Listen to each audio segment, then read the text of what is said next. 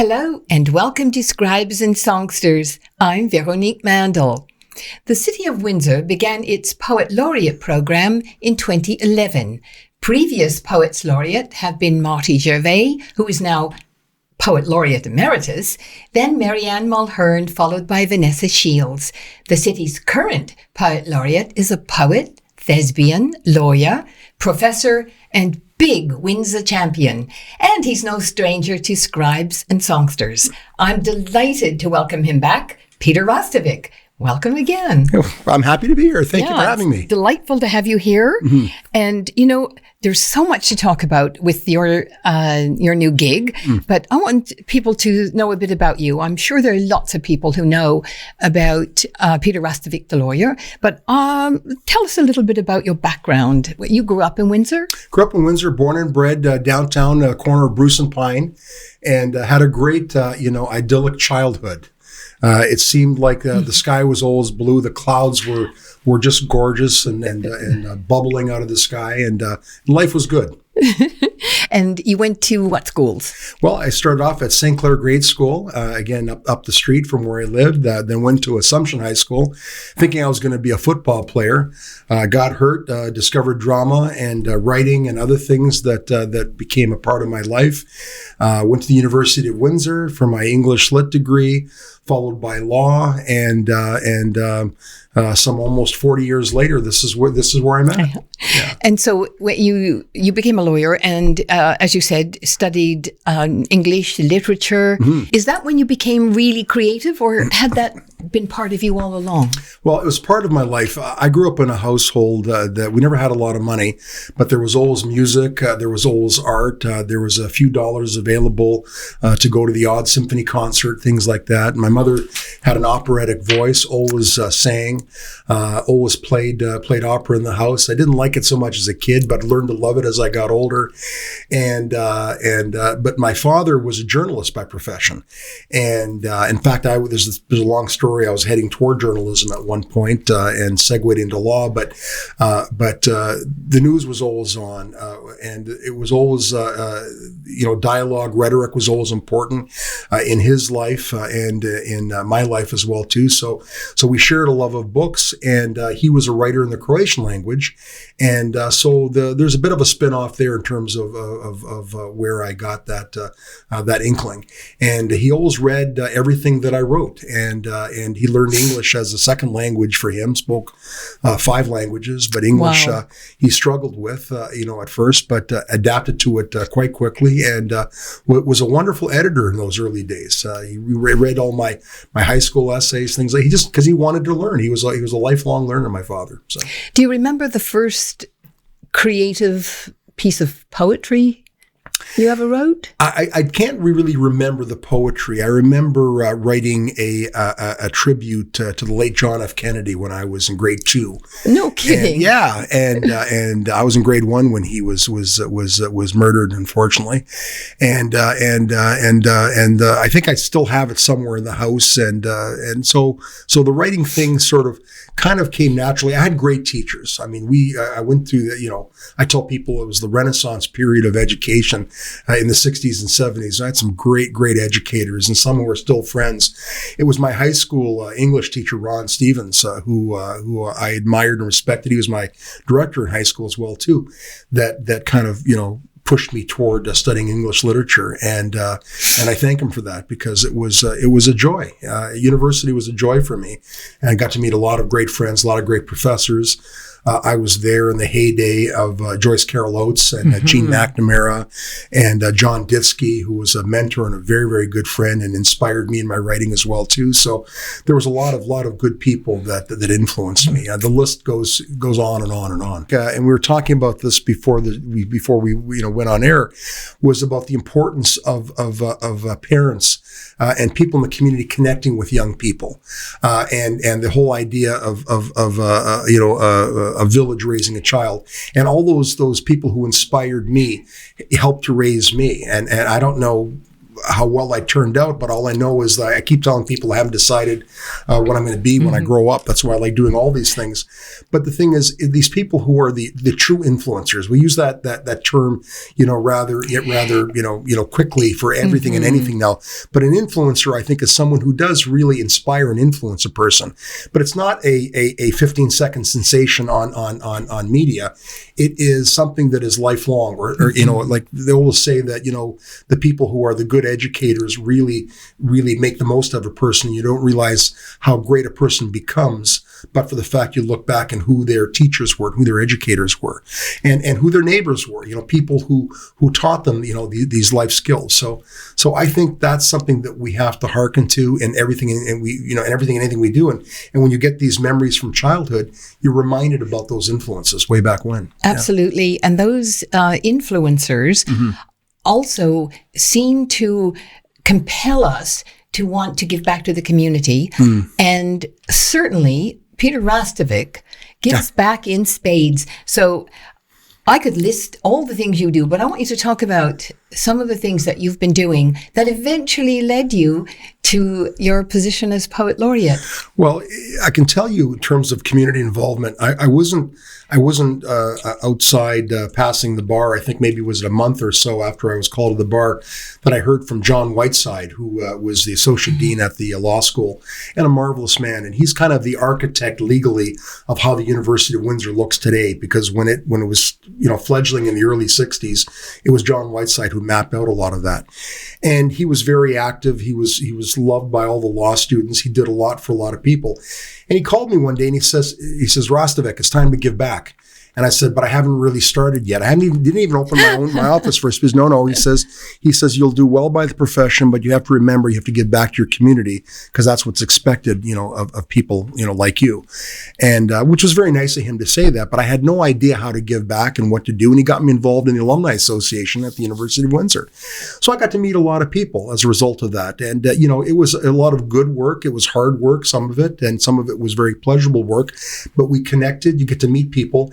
And that led to other things like getting involved in the Rotary Club. It led to things like getting involved in writing for the Law Association News Magazine. I did that. I edited that for 10 years.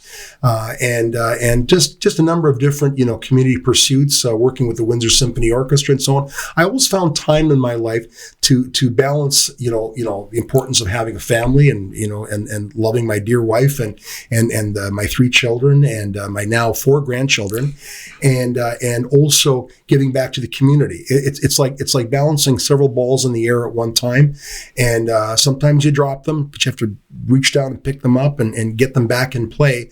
But if we don't do these things, if we just think only about our careers and just making money and being secluded from everybody else and so on, what good of a life is that? You have to sort of stay involved.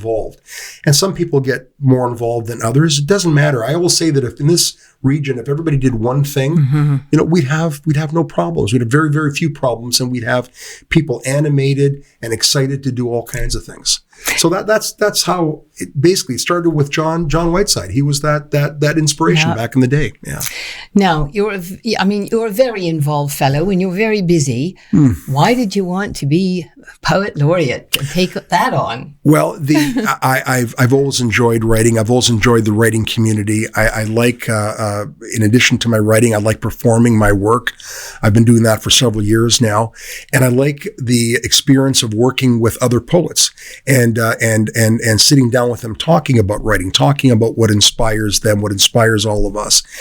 And with the Poet Laureate program, and someone like Marty Gervais, who led the way, and he's such a great storyteller, the inspiration of telling stories, the focus on telling stories, I should say, is something that the program is all about. And that's what I'm doing, at this stage in terms of my own involvement, carrying on and working still with Marty and with the previous laureates as well too, and all the other great writers and storytellers in our community. The whole idea of continuing to tell our story. But what I want to do is to branch off and work with musicians as well too, and more with visual artists, and combine all of the various arts together, because everyone has a story to tell. And by working with other artists and other media, you start creating new synergies of excitement in the community. And by doing that, we create opportunities, especially for young people. And that's going to be our focus in the next 2 or 3 years. And we've got some interesting projects, in online that will come to fruition probably as early as 2024. But it's going to be an exciting time. Can you tell us about some of them? Well, one of the things that has really always bothered me about Windsor, a city that I love immensely, as you know, is that it's been referred to as a lunch bucket town. Right. And that was ever since I was a kid. You go to people, other regions, other people say, oh, you guys from Windsor, you guys are a lunch bucket town. I like to think of us as a working town. Not a lunch bucket town, but a working town. Whether you are in labor, whether you're in the professions, whether you're an educator, whether you're a business owner, we all work. We work at our jobs. We also work in our communities. We work in our volunteer aspects. You're working right now. We're working. People filming us, your producers, everybody's working, but doing the things that we love to do to make life better. To create, opportunities of inspiration for people. So work has I think a progressive, meaning, and really describes Windsor in a big way. So we're going to use that theme of work and branch out, and you're going to see a lot of poetry written by young people. And we're not exactly sure how we're going to do it, but not unlike what we did during the pandemic, where I helped work on that campaign to bring, words of resilience, to the hospitals, on the buses and so on, and send positive messages of hope that help people, stand up and say, yeah, we're going to get through this.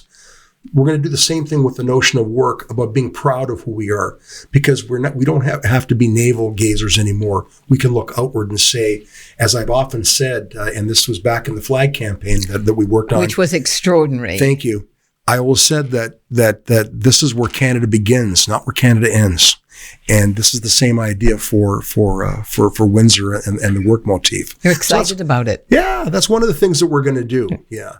That is fantastic. But you're also a published poet. Right. Mm-hmm. Mm-hmm. And so tell us about your work. I'm not published in a lot of magazines. Work gets in the way. My father warned me. He says, you want to be an artist? He says, work's going to get in the way of your art. Don't we all know that? Mm-hmm. But I managed to knock off 3 books in the last 10 years. And my latest book is There Will Be Fish. I suppose I show it this way to the camera. It's a great cover. Thank you. It's a beautiful cover, of a fly fish, I'm very, very proud of this collection. And it was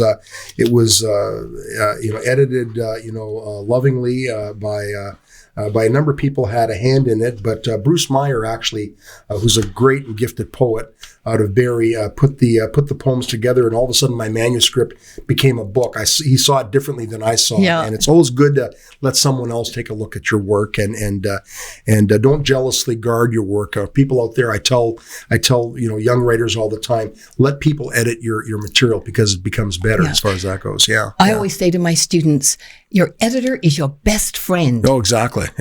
Yeah. And it saves you a lot of grief too. Oh, for sure. So that book came out last year, but another book that I'm very proud of is an anthology called In the Middle Space, and this was published by Black Moss Press. They're both published by Black Moss Press, but this is came out of Marty Gervais' book publishing practicum that he teaches at the University of Windsor.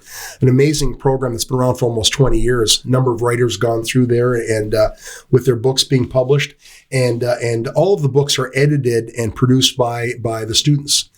So they start working with a project, and this project is really interesting because it had to do with all of the sculptures in the public art in the city of Windsor. And we have significant sculptures. We do.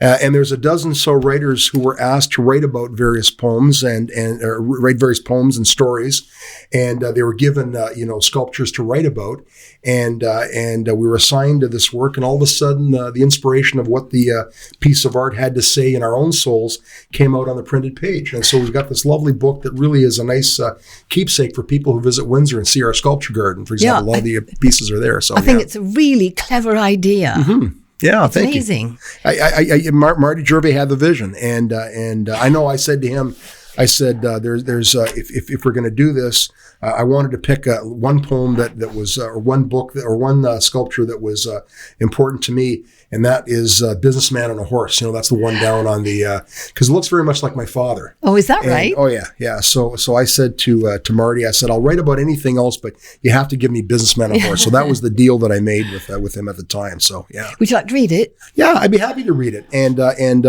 as I said, this is a wonderful collection, and if you pick it up at Biblioasis or through Black Moss Press or any of the small bookstores here in the community, you can end up walking down and finding the sculptures and then read the poem yourself. So yeah. So this poem it's based on William McElkern's Businessman on a Horse, and the poem is called Hat and Hoof. You can tell much about a man by the cut of his jib, the brim of his hat, or how he rides his horse. Astride a stallion in an urban dream, this is a gentleman. Overcoat askew, revealing a natty suit, the shirt and tie dapper, fixed and perfect. Stoicism colliding with couture. Poised and purposeful, he is defiant, determined to go forward.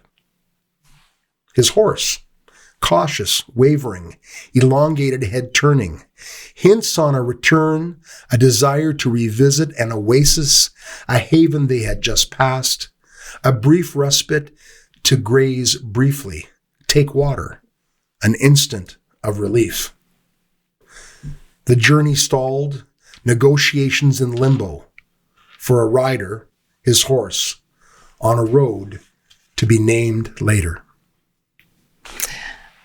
An audience would give you great applause. Well, thank you very much for that. Yeah. It's interesting, isn't it? Poetry. Do you find that poetry is more popular, or where is poetry in what people want to read? I was thinking about this when I was recently in a grade 7 and 8 class on literature. I was invited by some teachers I knew to speak to them. So I said to the students, I said, okay, who reads poetry here? And there was one young lady sheepishly putting her hand up there, and as expected, there's always someone who reads poetry. The rest kind of like folding their arms and look really bored and disinterested. So we started talking about musicians. We started talking about rap artists. We started talking about hip hop artists and so on, who they like, whether it was Drake or whomever, And all of a sudden, they all put their hands up and they started talking about songs and they started reciting the lyrics and so on. Oh, you don't read poetry. You pay no attention to it? What's that? They go, oh, the light just went off, eh? And that's how you buy in with young audiences. You talk about the fact that poetry is everywhere. What I like about poetry is, and I like all the media. I love short stories. I love novels, of course. I like all literature, and plays as well. The beauty of poetry, it's what was referred or described to me by Professor McKendrick back at the University of Windsor. Kim McKendrick, a wonderful Canadian lit teacher, he said poetry is a high energy construct. And you think about that, it's impactful. It tries to say a lot in very little space. And that to me has always been the challenge. And that's why I really find it exciting. And it's not a question of just putting it on the printed page, it's how you deliver it. And I love to deliver my work, and I go right at it. I like to reach out to the audience and just pull them right in and just say, do you understand what I'm trying to say? Or tell me if I've missed something, if you see something that I haven't seen in my own writing. That happens sometimes. And That's pretty cool when that happens. I think that is probably one of the most incredible aspects of writing, because what you saw and what you wrote is not necessarily what other people are going to see. Oh, exactly. Absolutely so true. And that goes with respect to all kinds of poetry. Read it out loud, and all of a sudden you're going to hear your voice, and you're going to hear the soul of the poet as well, too. And words can be, this is sort of redundant, but words are so amazing. And the one word I never let my students use is beautiful, because it really is meaningless in the broad sense of the word. I always say to them, okay, you said that the sunset last night was beautiful. How do I know? I said, I have a very different idea when it comes to the word beautiful. So I said, what did you see that made you think it was beautiful? With exceptions and apologies to Leonard, to Gordon Lightfoot, his song "Beautiful." Oh yes, God rest his soul. God rest his soul. So we'll let that one go. We'll let that one go too. But you're absolutely right. Yeah. It's different for different people as far as that goes. I'm a great lover of sunsets, and we used to have a place on Pelee Island. I used to always go out at sunset, and I would spend time out there with a glass of wine in my hand, and I would think about my late father, mother, and my late sister. I don't like going to the cemetery, but that was my time with them. And I've taken so many photographs. I probably have 2,000 sunset photographs, and they're all different. There's always something. There's always different cloud lines and so on. And it's the same sun, right? And is the sun really setting, or is the Earth revolving? We know what the true physics behind it is, but it's masterful. But it is. Everybody, there's an inherent beauty in there that everybody tries to find, and everybody describes it differently. There's no question. I find when I'm writing, I often learn stuff that I hadn't really thought about. And I'm a Mi'kmaq heritage, and I grew up on a river called the Mary March. Right. And I used to go and sit on rocks in the middle of the Mary March, which was very rocky. And in recent years, I've started to write about the experience of not realizing how close to my culture I was sitting on those rocks in the Mary March River. And so I began to learn more about my Mi'kmaq heritage. And I thought, if I had not sort of got into the poetry of it, I probably wouldn't have really paid enough attention. Yeah. I mean, people cleared the trees, right? But they didn't clear the history. They didn't clear the passion that people brought to the land and so on. And that's why I think it's so important that we can spend our time, being isolated or sequestered or putting labels on things and trying to revisit and re-engineer history. You can't change history.